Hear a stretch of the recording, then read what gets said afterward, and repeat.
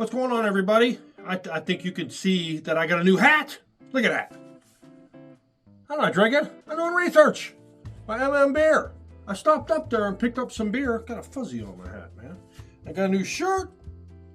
2024. Holy crap. And I got a bunch of beer. Got the Yuengling Bock is what I originally went out there for. And, well, I originally went out to get some other beer. And this was there. And I was like, oh, I'm going to get them both. So, and I got my Beer glass. And Bob, he gave me my shirts and stuff. And you stop in there and you mention my name, and you will get an increase in your price. Okay, forget it. I'm excited to get on with this sucker. This is Yuengling Bock, German style Bock. Now, I've noticed on YouTube that there are a bunch of this beer has been out for years, and I didn't even know that. There was a guy on there that had for 13 years ago. And I was like, I just thought it came out now. But I'm new at this, so I'm a rookie. Yep, we got the classic Bock look. And I poured it hard, like everybody does. And I shouldn't be doing that because I can't put it all in there now. But while that's going down, I'm going to give you something here. Before he was the best-selling author of the Da Vinci Code, Dan Brown tried his luck as a musician. In 1994, he released an album called Angels and Demons as a title he reused for a 2000 novel. Wow. Imagine that. This almost looks like a Coke. But it's the color, is the Bock color. It's got a slight red hue to it. Almost like a red ale. Maybe? Red ale? I don't know.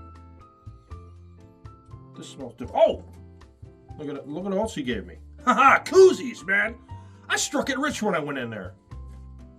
And if you stop in there, you get to see my sign hanging up on the wall. He told me, he goes, he smiles when he walks by there.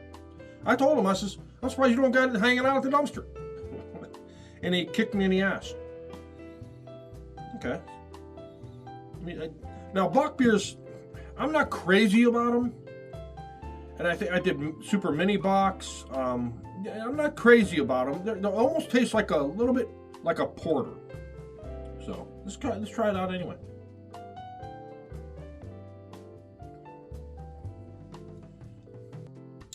You know what? I've had a few Bock beers, but I think this is probably the best. It doesn't have the bite. It's a little less, but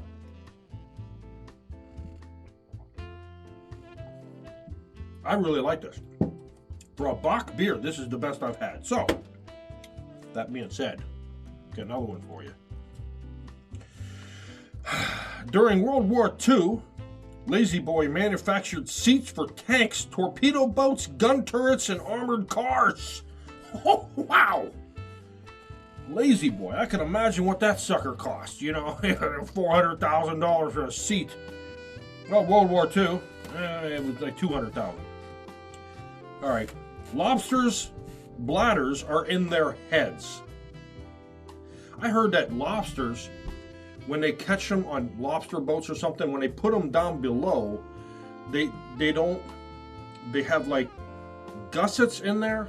I might be wrong on this, to keep them more stable when they're rocking, because if they shift around a lot, they sense danger, then they secrete something that makes everything taste bad.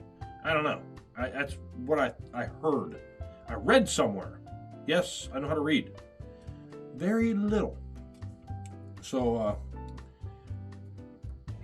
it's got to dry. I don't know, at the back of my throat now.